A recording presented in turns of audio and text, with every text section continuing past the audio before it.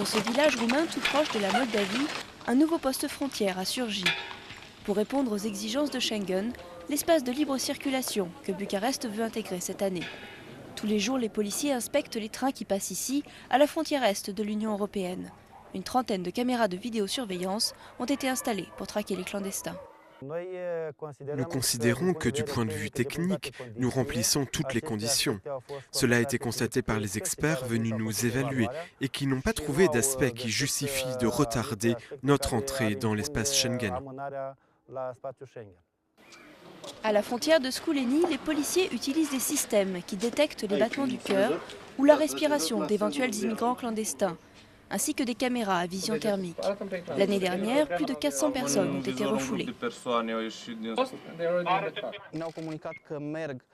Certains disaient qu'ils venaient en Roumanie pour faire du tourisme. Mais quand on leur a demandé des détails, ils n'ont pas pu répondre.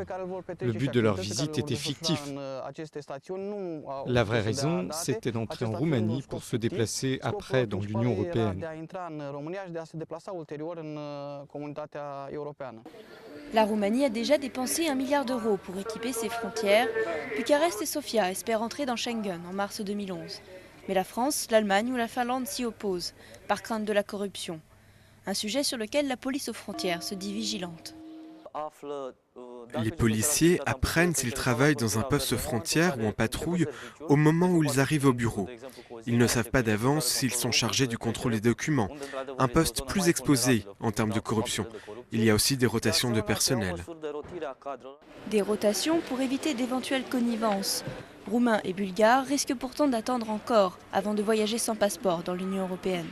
L'opposition d'un seul pays est suffisante pour bloquer leur entrée dans Schengen.